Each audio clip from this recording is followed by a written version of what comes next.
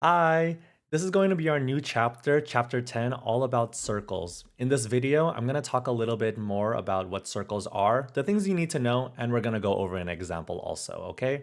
So I'm just going to start off by reading off what is on these slides. So identifying special segments and lines. A circle is the set of all points in a plane that are equidistant from a given point called the center of a circle. A circle with center P is called circle P and can be written as circle P like that, okay?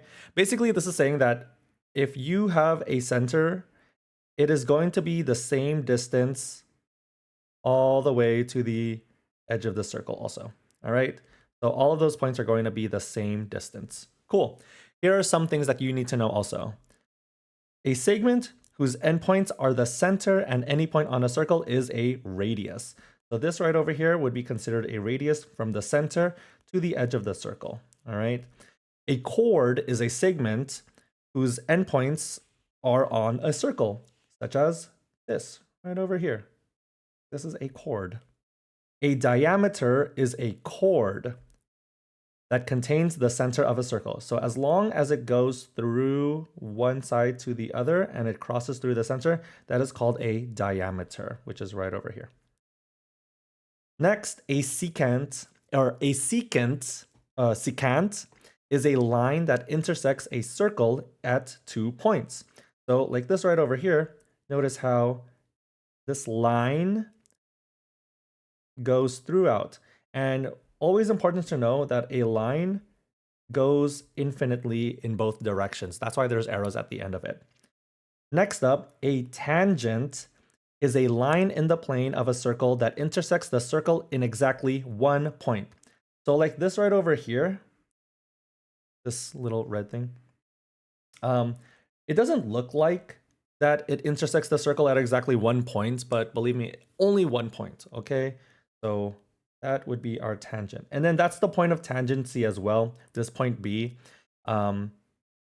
Whenever you have a tangent and at that point of intersection, that is the point of tangency, okay? What else do you need to know? Coplanar circles and common tangents. In a plane, two circles can intersect in 2 points, 1 point or no points. Coplanar circles, which means that circles that are on the same plane, that intersect in 1 point are called tangent circles. Coplanar circles that have a common center are called concentric circles, okay? So notice here, 2 points of intersection here.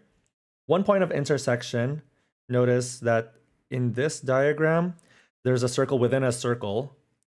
However, it only intersects at 1 point, which is at the end of that circle, okay?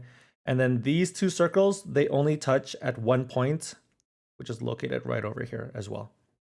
And then no points of intersection, something like a concentric circle, they don't intersect at all. It's just a circle within a circle. And so a line or segment that is tangent to two coplanar circles is called a common tangent. A common internal tangent intersects the segment that joins the centers of the two circles. A common external tangent does not intersect the segment that joins the centers of two circles. So just some more circle facts for you. Lastly, these are two theorems that you need to know. Tangent line to circle theorem. In a plane, a line is tangent to a circle if and only if the line is perpendicular to a radius of the circle at its endpoint on the circle. So whenever something is perpendicular, we use this notation to mean perpendicular. It creates two right angles, okay? So again, a perpendicular lines create 90-degree angles, okay? So like this right over here. This radius QP is perpendicular to line M. Therefore, line M is tangent because it also makes a perpendicular line. Lastly, external tangent congruence theorem. Tangent segments from a common external point, external meaning outside of the circle, are congruent. So for this example, we have here RS and TS. And so this has a common external point S. And so if SR and ST are tangent segments, then SR is congruent to ST, basically meaning that they have the same length, okay? Cool. So make sure that you know all of these terms. Let's go ahead and go to example number 1. So I've drawn you a diagram right over here, and that will help us with this problem. So tell whether the line, ray, or segment is best described as a radius, chord, diameter, secant, or tangent of circle C. So we have a diagram over here. Let's start off with A. A, we are given segment, oh, why did I write BC? Segment AC, that's how you would read this, segment AC. It's a segment, first of all, because it has endpoints, so one endpoint to another. This is a segment. So segment AC, let's take a look at where it is. I'll highlight it in orange. AC is from this point to this point.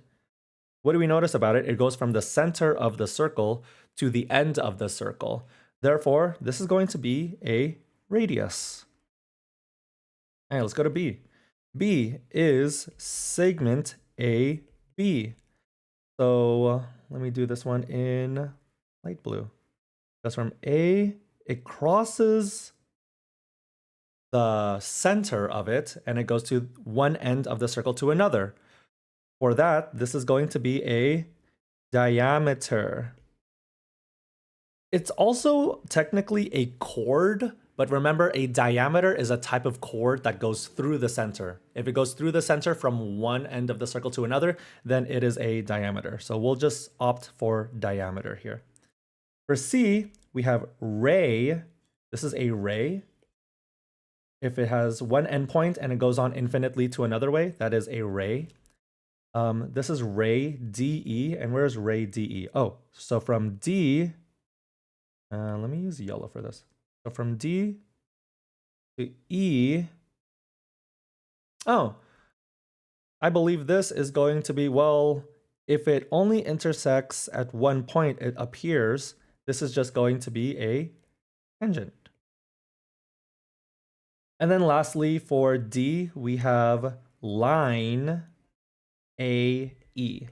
So again, line, it goes infinitely both ways. Where is A to E? From A to E, it looks like it's going to intersect all the way through. So this is going to be a secant or secant. Okay, you might think that this is a chord, but it would stop right at the edge of the circle. But since this goes all the way through and it is a line, so it goes off infinitely, it's going to be a secant. Okay, and that is an intro and example 1 for you. Okay, thanks, bye.